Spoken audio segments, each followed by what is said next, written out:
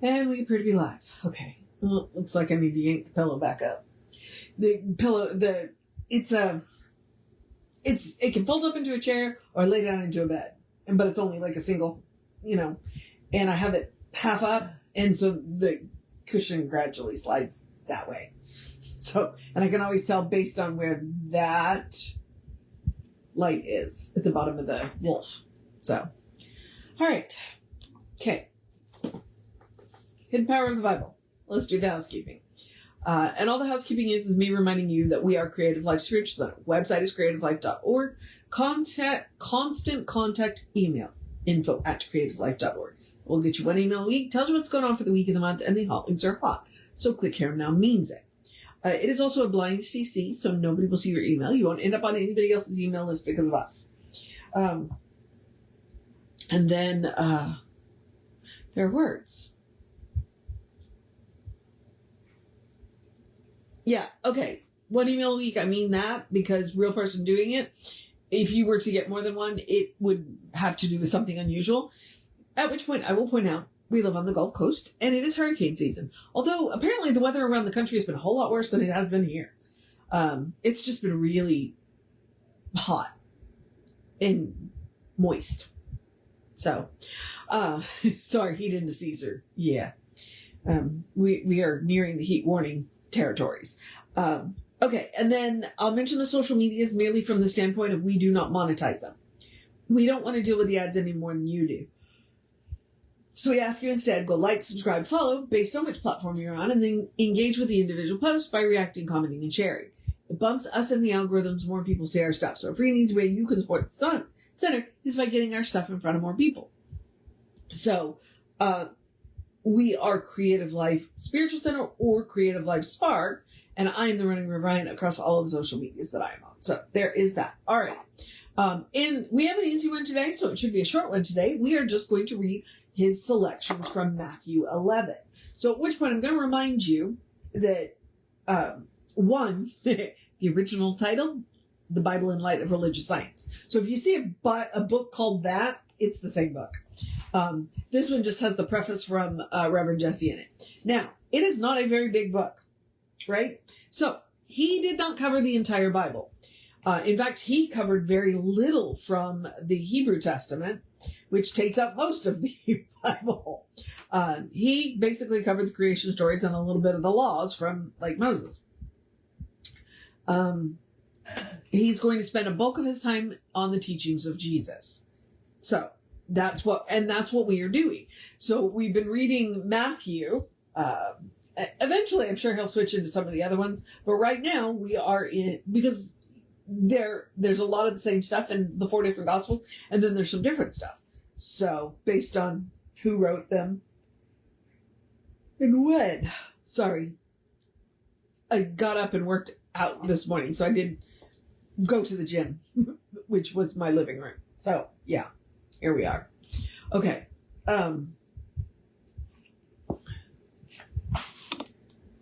What he did was he chose what he said are the most relevant passages to us today. Not the only relevant passages, just the most relevant.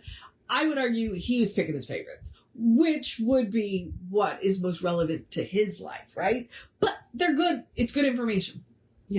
Anytime you can dig into the teachings of Jesus, I say go for it. It's a good thing, right? Okay, so these are his selections from Matthew 11.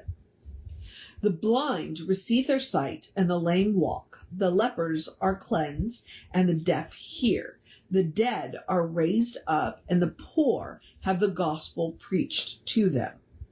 As they departed, Jesus began to say unto the multitude concerning John, what went ye out into the wilderness to see? A reed shaken with the wind.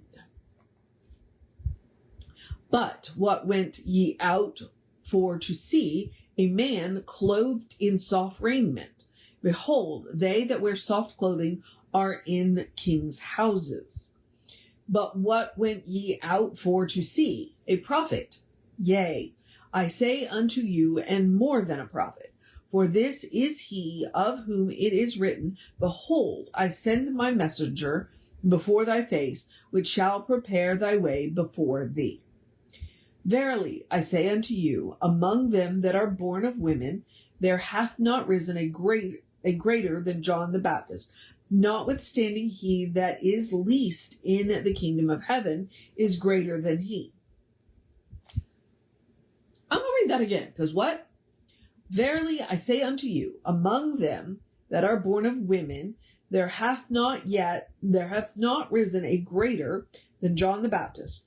Notwithstanding, he that is least in the kingdom of heaven is greater than he. Yeah, I can't wait to see what Ernest has to say about that. What? Okay. And see, this is one of those things where sometimes you'll like read something. It's helpful to have more than one translation of the Bible. Reverend Norm talks about reading it in context. So reading a few lines before and a few lines after. Okay, I get that. I assume we're talking about John the Baptist because he's not telling you where in Matthew these are coming from. The other thing is sometimes the translation language makes it a little harder to get what. Okay? That is one of the reasons why I believe it's the St. Joseph's Bible. It's the Catholic version. You can go to any good Catholic any good Catholic bookstore and ask them for a copy of the Bible. That's what they're going to have. I believe it's called the St. Joseph edition. Because when they translated it, they didn't use thee and thou, and the language is, I'm going to use the word gentler. So it's easier to understand. So that's one of the things when you're reading the Bible, it's beneficial to have more than one version, more than one translation, so you can like cross reference, because sometimes it won't make sense in one language or in one translation, but if you read it in another translation, it will make much more sense because they made slightly different choices in the words. The meaning should still be the same, but they chose to use different, instead of thee and thou and putting the TH on the ends of words. They chose not to do that, making it a little easier to read. So that's one of the things that I learned from Reverend Norm, who was an excellent teacher when it came to Bible teaching. So, I own at least 6 different translations of the Bible, most of which I did not buy myself. A lot of them were gifted to me. So, All right. So because I just read that and I was like, what? So, all right. But whereunto shall I liken this generation? It is like unto children sitting in the markets and calling unto their fellows and saying, we have piped unto you and ye have not danced. We have mourned unto you and you have not lamented. For John came neither eating nor drinking, and they say, he hath a devil. The Son of Man came eating and drinking, and they say, behold, a man gluttonous and a wine-bibber, a friend of publicans and sinners. But wisdom is justified of her children. At which point, here is what I'm going to point out to you. That's a very damned as you do, damned as you don't. So John doesn't eat or drink, and they said he has the devil, and Jesus shows up, and he does eat and drink, and they're like, well, he's a sinner. There are times that you just cannot please people, at which point, don't bother. Go do you, and let them stew in their judgment, because it has very little effect on your life. Okay? All right. At the time, Jesus answered and said, I thank thee, O Father, Lord of heaven and earth, because thou hast hid these things from the wise and prudent, and hath revealed them unto babes. Even so, Father, for so it seemed good in thy sight. All things are delivered unto me of my Father, and no man knoweth the Son but the Father. Neither knoweth any man the Father save the Son, and he to whomsoever the Son will reveal him. Ernest has a really good answer for that particular passage right there. So don't worry, we'll get to it. Come unto me, all ye that labor and are heavily laden, and I will give you rest. Take my yoke upon you and learn of me, for I am meek and lowly in heart, and ye shall find rest unto your souls. Matthew 11. Okay? And she is going to, and he is going to start with wisdom is justified in her children. So, that will be really, really good. Okay. Yeah. Oh. So tomorrow's going to be a short one because, I don't want to do 2 short ones and then tackle the Father and Son. So, yeah. Oh, Lord. Yeah, we're going to be in this one for a minute. I'm just glancing through. But, so that is Matthew 11. And as I said, Ernest is definitely taking things out of context because he is focusing on what he thinks is the most important. He might also be focusing a little bit on what we would call the Red Line Bible. And what the Red Line Bible is, I do not have one of those. I do intend to get my hands on one of those. But the Red Line Bible is where they've highlighted or underlined in red all of the things that Jesus said. And apparently, from what I understand, in the 3 years that Jesus taught in the Bible, you've got maybe 3 hours of material. And we've based 2,000 years on that. So, all right then.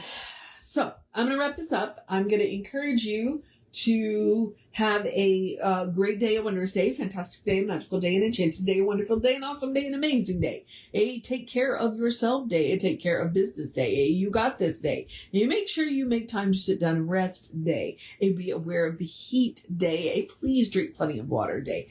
Stay out of the direct sunlight basically between 10 and 6 because it's just going to be hot. Like I'm going to work at 10 o'clock in the morning and it's 92 degrees out there. So please be aware of that. Be safe. Do something nice for somebody else. Do something nice for yourself. Cuddle your fur babies. Do that task you've been putting off. Or, chuck your task list away because you've completed it. Day. A good day. And if that is too much pressure, simply have a day. You are enough, just as you are. You are a beloved expression of the divine. You are a brilliant light, divine spark, spirit in motion, God in action, an absolutely beautiful masterpiece, and a work in progress at the same time at your own pace. Comparison is the thief of joy. So, give yourself a break there. And as Reverend Jesse likes to call us, you are a godling. So, explore the truth of your being. Get to know who the divine knows you to be because the divine knows you to be good. And from there, anything is possible. Anything at all is possible. All right, beloveds. I'm going to move on into the process of my day. Because the divine only knows good. So that's the good news, right? Okay. So I'm going to move on into the process of my day. I'm going to remind you, Reverend David should be on sometime this afternoon with you. I will be back with you. I can't believe tomorrow's Friday. I don't know where this week went.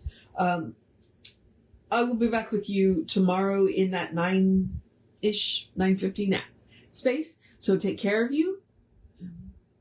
Take care of yourself. Know that you are loved. And I will see you next time.